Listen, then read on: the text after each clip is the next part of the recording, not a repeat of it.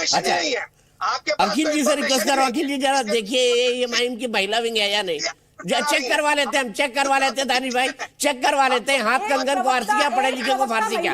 अब शायद अली भाई मेरे एक सवाल का जवाब दीजिए आप। प्रधानमंत्री ने कहा, अब दानिश भाई रुक जाइए रुक जाइए रुक जाइए, प्रधानमंत्री जी ने कहा मेरे लिए 4 जातियां हैं, महिलाएं, किसान, युवा और गरीब, है ना, ये बात उन्होंने कही सैद्धांतिक तौर पर।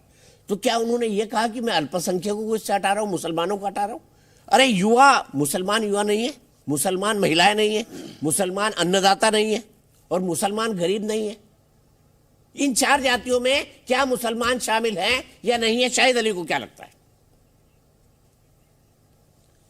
देखिए, बहुत सिंपल सी बात है, हमारा जो देश है ना, इस देश की विविधता को आपको समझना होगा, इस देश की असलियत को आपको समझना होगा। तमाम कानूनों ने, इवन के कॉन्स्टिट्यूशन ने भी हमारे यहाँ पर कस्टम्स को इजाजत दी है कि जो कस्टम्स हैं, अरे मेरा बड़ा सीधा सा सवाल है शाहिद अली साहब, माना जाए क्या कस्टम, क्या रीति रिवाज, उनको लग रहा है साबूदाने की खिचड़ी खिलाएंगे के बाद? सुनिए तो मैंने आपसे सिर्फ एक सवाल पूछा, महिलाएं, गरीब, युवा और किसान, क्या इसमें मुसलमान है कि नहीं है? प्रधानमंत्री की इस कैटेगरी में है या नहीं, हाँ या ना? पूरे हिंदुस्तान को जिन 4 वर्गों में आप बांटना चाहते हो, जिन 4 वर्गों में आप बांटना चाहते हो पूरे हिंदुस्तान को, अनफॉर्चुनेटली और फॉर्चुनेटली हमारा हिंदुस्तान विविधताओं का देश है। इस चीज को आपको मानना पड़ेगा सर।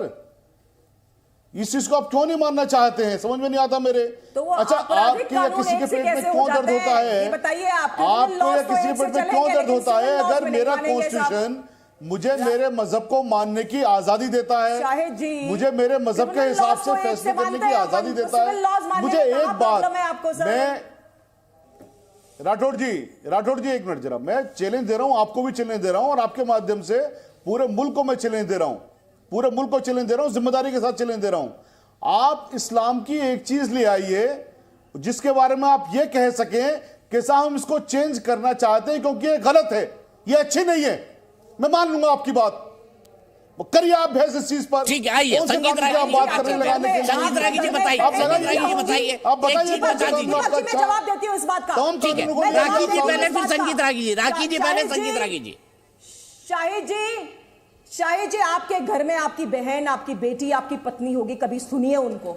अगर आप अपने घर पूरे हकूक है उनके, तलाक को हटाने के बाद सबसे ज्यादा हकूक हमने ही दिए हैं, और आपके यहाँ पर महिलाओं की जो स्थिति है उसी को इस्लाम ने ही सुधारने दिए का हैं। काम जो है वो आदरणीय मोदी जी कर रहे हैं। बिल्कुल और ये बात मान बराबर के लीजिएगा, जब हकूक तक दिए महिलाओं हैं, को आगे आने नहीं बिल्कुल देंगे, बराबर के हकूक आपको दिए हैं, सिर्फ और सिर्फ जिस तरह से पुरानी पूरे पार्टियों ने बराबर सिर्फ और के सिर्फ हकूक है, तुष्टीकरण के लिए इक्वलिटी, वोट बैंक की तरह बिल्कुल अपनाया है, इक्वलिटी वैसा की ही बात होगा। करता है इस्लाम, वो प्रोग्रेस नहीं हो पाएगी जो इक्वलिटी की बात करता है, बिल्कुल नहीं करता है।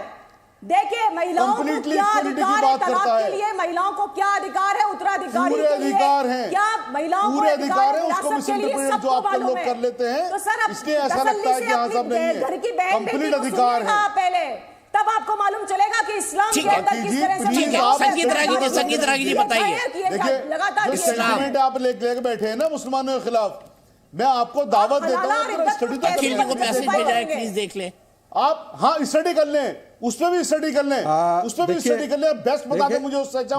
शाहिद अली जी बिल्कुल करेंगे बहस। संगीत रागी जी, संगीत रागी जी बहस करने के लिए तैयार हैं हम। संगीत रागी जी कुछ कहना चाह रहे हैं। दीपक आप सब बड़े कुछ भी कहें, लेकिन मैं कह रहा हूं बहस करने से पहले पढ़ ले थोड़ा सा। दीपक जी, हलाला कोई कस्टम नहीं है, ये कुरीति है, जिसमें एक महिला यदि डाइवोर्स हो जाती है तो दूसरी बार उसको अपने पति से ही शादी करने के लिए से किसी तीसरे मर्द के पास भेजा जाता है। और आपको पता है कि ये उसमें क्या क्या कॉन्टेक्स्ट में समझिए सर, आप भेजा नहीं जाता है, क्या ये गलत, प्लीज गलत बयान मत कर लीजिए। कुरान में आयत नंबर 229 230 में उसका विवरण है, आप गलत मत बता दीजिए ना, छोड़िए ना, आप उसके खिलाफ नहीं बोल सकते ना। आप डाइवर्सिटी को कितना, आपको कोई हक नहीं है सुन लीजिए कि आप अपने मन से एक परिभाषा बता दें। आप कुरान की आयत कोट करिए पहले, फिर बताइए किस परिप्रेक्ष्य में है वो, उसकी बैकग्राउंड क्या है, उसका लिए कॉन्सेप्ट क्या है। बिना कॉन्सेप्ट की बात करे हुए आपने एक चीज बीच में से निकाली, आगे पीछे कुछ नहीं, ये वाली बात है, ऐसा नहीं होता सर। जी जो भी है अच्छा नहीं है, जो भी है ये अच्छा नहीं है, आप बोलने तो दे हमको, आप पढ़े तो संगीत रागी जी को बोलने दे प्लीज, शाहिद जी संगीत रागी जी को बोलने दे। संगीत रागी जी, बोले सर, देखिए मैंने कहा मना करता हूं। हलाला क्या गांधी जी हमारे है बड़े भाई हैं, बिल्कुल और बोल रहे हैं। ये लेकिन कैसा मैं इसके इसी साथ बात है, बस concept set के बाद। दुर्व्यवहार होता है महिलाओं के साथ, ये मैं अच्छी तरीके से जानता हूं।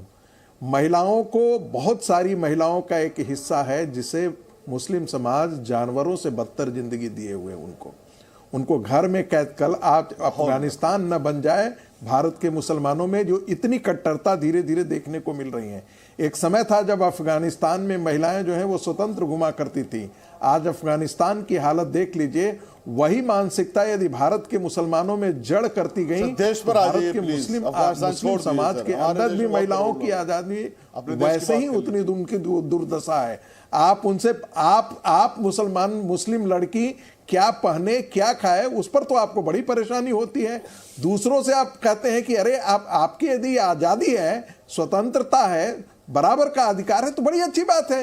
यूनिफॉर्म सिविल कोड में वही वाली चीजें आ जाएंगी, क्यों परेशान हो रहे हैं? जो चीजें आधुनिक भारत के निर्माण में और आधुनिक मान्यताओं के आधार पर खड़ी होगी वो चीजें स्वीकार हो जाएंगी, और जो चीजें नहीं होगी उससे समुद्र में फेंक देने की आवश्यकता है।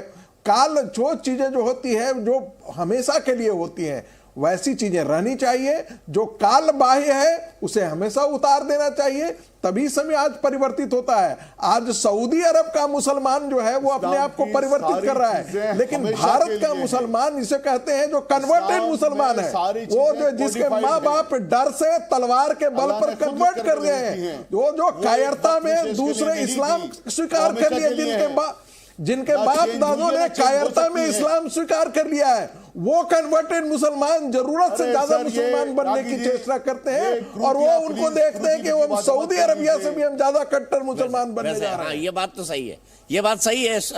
पता नहीं, मतलब मुझे तो बड़ा आश्चर्य हुआ था कि भारत के मुसलमान एकदम से फिलिस्तीन चिल्ला रहे थे। अब इजराइल रोज फिलिस्तीन में मार के जा रहा है। फिलिस्तीन भूल गए ओवैसी साहब, भारत के मुसलमान भी भूल गए, मार खा रहे बेचारे फिलिस्तीनी लोग, अभी भी खा रहे। खैर राशिद शरीफ साहब, हमें बचाने चले जाए ना, वहां बचाने चले जाए, बिरयानी खाए कि साबुदाने की खिचड़ी खाए कि बेसन का भरता खाए, ये कहीं नहीं लिखा यूजीसी में। प्लीज समझिए राशिद शरीफ साहब, खाने पीने पे कोई रोक नहीं है, आपके पहनावे पे कोई रोक नहीं है, आपके धार्मिक रीति रिवाज पे कोई रोक नहीं है। तो इसलिए आप बढ़िया से बिरयानी खाएं, मस्त रहें, खुश रहें और डिबेट हमारे साथ ऐसे ही करते रहे। फिलहाल हम एक ब्रेक, हमारे खबरों का सिलसिला लगातार जारी है। देखते हैं, बड़ी खबर आ रही है लोकसभा चुनाव से जुड़ी हुई।